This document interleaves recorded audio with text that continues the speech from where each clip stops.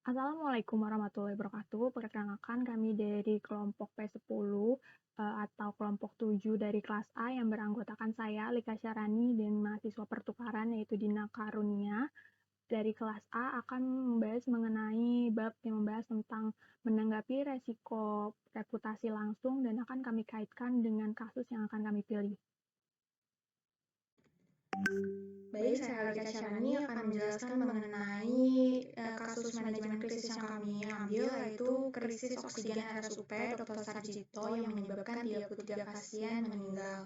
Jadi, RSUP Dr. Sarjito Yogyakarta mengalami krisis oksigen parah pada Sabtu 3 Juli 2021.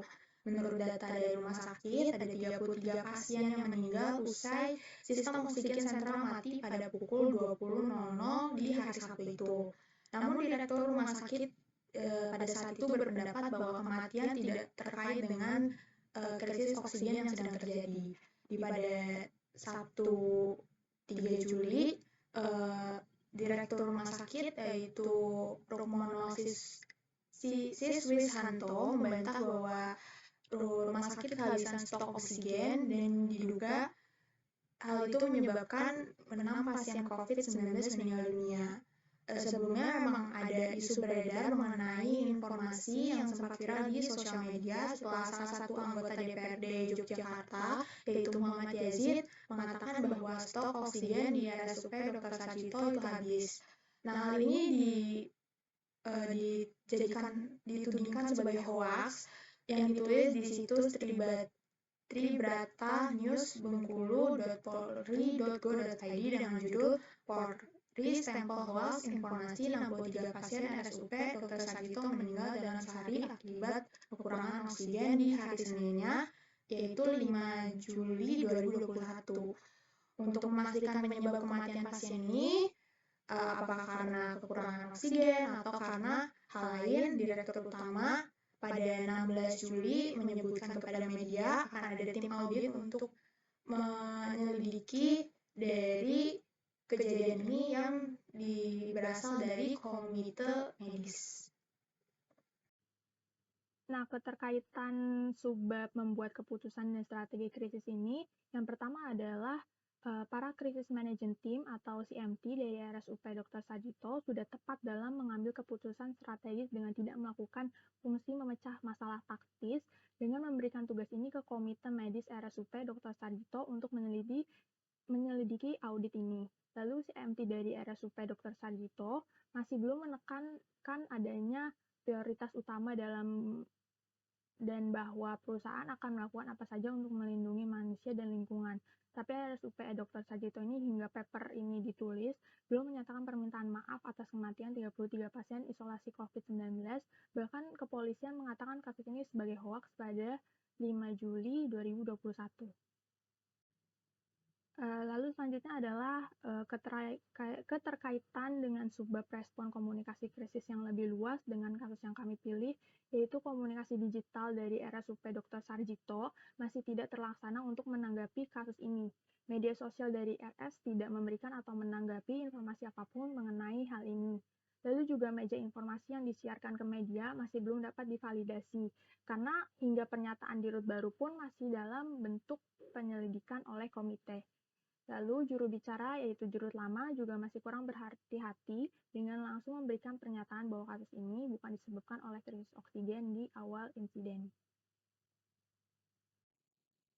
Baik, selanjutnya adalah mengenai keterkaitan kasus dengan subbab dari manajemen krisis media. Nah, yang pertama ini mengenai bahwa RSUP Dr. Sarjito tidak memiliki golden hour karena relawan di lapangan sudah membocorkannya terlebih dahulu pada media. Nah, ini menyebabkan Dirut dari RSUP Dr. Sarjito harus memberikan pernyataan bahwa kasus ini tidak disebabkan oleh krisis oksigen secara cepat sebelum adanya investigasi lebih lanjut. Nah, selanjutnya ini mengenai bahwa mereka sudah menerapkan urutan prioritas dalam krisis, yaitu mereka harus menjelaskan pada saat perusahaan melakukannya.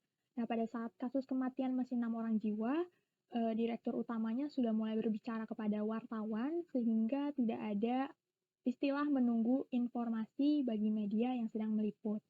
Nah, selanjutnya ini di tanggal 16 Juli 2021, Direktur RSUP Dr. Sarjito yang baru yaitu Dr. Eniarti, MSc SPKJ MMR, dipilih sebagai juru bicara karena pada saat wawancara di media.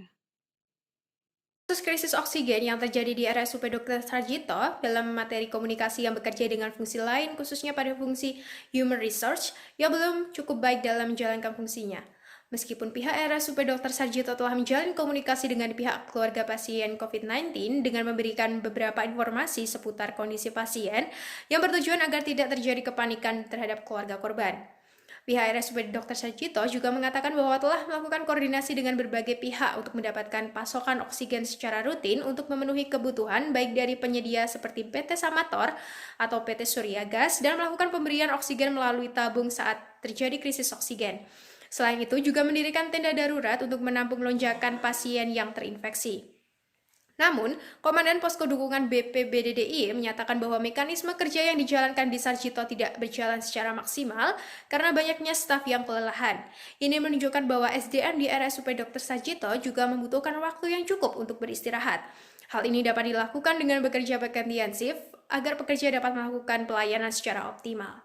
Selain itu, meskipun pihak RSUP Dr. Sarjito telah berkoordinasi dengan penyedia oksigen, namun ternyata tidak cukup ada pasokan yang didistribusikan pada hari terjadinya krisis, sehingga menimbulkan kepanikan pihak rumah sakit. Di sisi lain, pihak RSUP Dr. Sarjito juga mampu berkoordinasi dengan posko dukungan BPBDDIY untuk membantu mengatasi kepengurusan jenazah dalam proses pemulasaran jenazah, termasuk membantu menenangkan keluarga pasien. Lalu selanjutnya adalah perspektif tulisan. Jadi, perspektif tulisan dari membuat keputusan strategi krisis yaitu pada hari Sabtu 3 Juni 2021 siang, saat oksigen mulai menipis, juga telah dilakukan berbagai koordinasi dan persiapan, termasuk pertemuan lanjutan untuk memastikan kecukupan persediaan oksigen dengan penyedia. Kami berharap ke depan oksigen ini akan terus lancar dipasok oleh penyedia oksigen untuk memenuhi perawatan bagi pasien yang membutuhkan oksigen, kata Dirut dari RSUP Dr. Sarjito. Seharusnya pengambilan keputusan ini dipercepat dalam mempersiapkan kebutuhan yang sudah menipis, karena kasus ini terkait dengan pasien yang membutuhkan dan juga Menkes yang harus cepat dalam penanggapan dalam menyuplai ketersediaan oksigen untuk kelancaran dari rumah sakit tersebut. Selanjutnya adalah respon komunikasi krisis yang lebih luas. Jadi setelah menganalisis kasus oksigen RSUP Dr. Sarjito dari perspektif respon komunikasi krisis yang lebih luas, RS masih belum melakukan penanganan kasus dengan baik. Rumah sakit masih belum tidak melaksanakan untuk menanggapi kasus ini. Meja informasi yang disiarkan ke media pun masih belum dapat divalidasi hingga pernyataan Dirut baru pun masih dalam proses penyelidikan oleh komite. Juru bicara yaitu Dirut lama juga masih kurang berhati-hati dalam memberikan statement langsung bahwa kasus ini bukan disebabkan oleh krisis oksigen di awal insiden.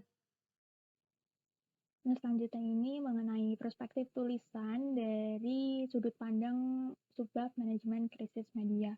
Nah, setelah kami menganalisis kasus ini dari perspektif manajemen media, dari perspektif manajemen krisis media, penanganan untuk kasus ini belum dapat kami katakan dalam tahap cukup baik karena Direktur Utama RSUP Dr. Sarjito sudah secara tegas membantah bahwa penyebab kematian ini bukan disebabkan karena krisis oksigen, tapi murni karena penyakit bawaan yang diderita oleh pasien tersebut.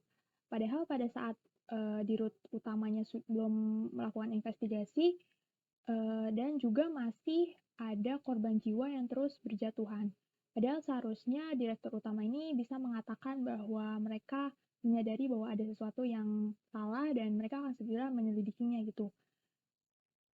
Mengatakan sesuatu yang berdasarkan sebuah spekulasi ini merupakan salah satu dosa besar dalam komunikasi kritis. Setelah menganalisis kasus ini dari perspektif komunikasi yang bekerja dengan fungsi lain, penanganan kasus ini belum bisa dikatakan cukup baik.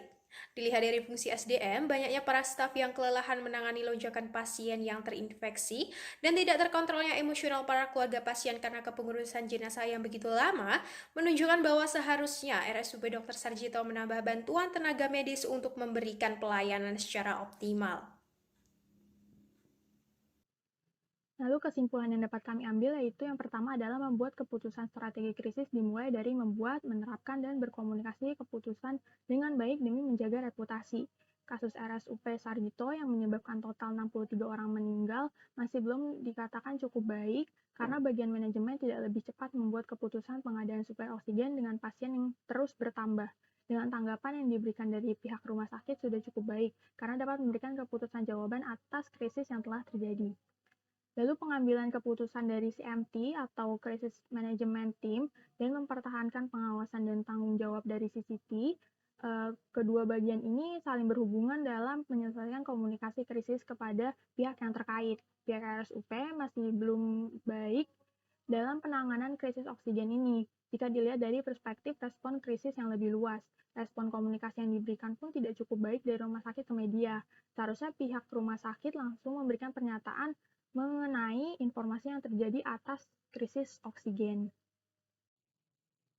Jadi kesimpulan yang dapat kami ambil dari sudut pandang manajemen krisis media, ini bahwa manajemen krisis media ini mencakup tujuan dan merancang strategi, lalu juga ada konten dan pesan, permintaan maaf, peran juru bicara, dan mengelola volume kepentingan media arus utama, serta mengelola media online.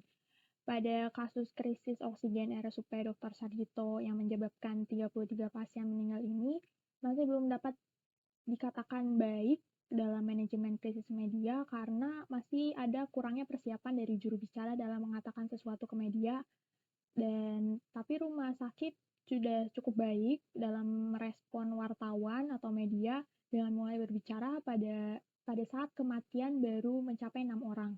Walaupun yang dikatakan oleh dirutnya ini merupakan sebuah spekulasi saja, bukan hanya berdasarkan dari hasil investigasi. Dalam krisis manajemen tim, terdapat 3 fungsi penting, yaitu hukum, sumber daya manusia, dan juga investor relation, di mana ketiganya memiliki fungsi yang penting dalam merespon krisis dan bagaimana mengkomunikasikan hal tersebut dengan berbagai pihak agar reputasi tetap terjaga.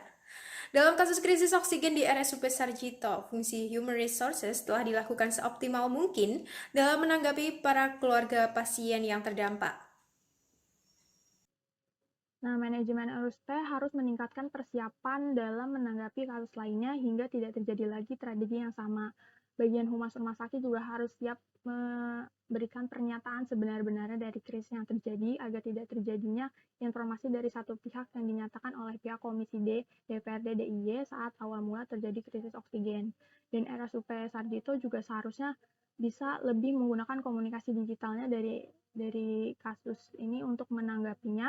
Media sosial dari RS tidak memberikan tanggapan sama sekali tentang apapun mengenai hal ini, dan informasi yang disiarkan ke media juga harus dapat divalidasi sehingga pernyataan dirut baru pun bisa memberikan pernyataan terbaru mengenai penyelidikan oleh komite. Saran yang bisa dilakukan oleh RSUP Dr. Sarjito ini, mereka harus bisa mulai menyiapkan atau menginvestasikan waktu dalam mengidentifikasi dan juga menyiapkan juru bicara. Sebuah organisasi yang dipersiapkan dengan baik akan memiliki kumpulan juru bicara yang terlatih. Nah, RSUP Dr. Sarjito ini juga bisa menyiapkan media respon team atau MRT agar tim komunikasi tidak terganggu oleh panggilan media yang masuk. Lalu juga MRT ini bisa juga dipindahkan dari satu bagian perusahaan lain atau bisa dari menggunakan agen PR yang memiliki kapasitas dan kapabilitas.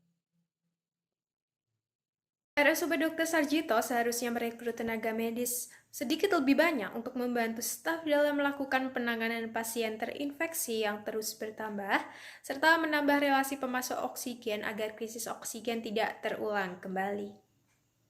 Sekian dari kelompok kami dari pertemuan 10 ini. Apabila ada kekurangan dan juga kesalahan, kami mohon maaf. Wassalamualaikum warahmatullahi wabarakatuh.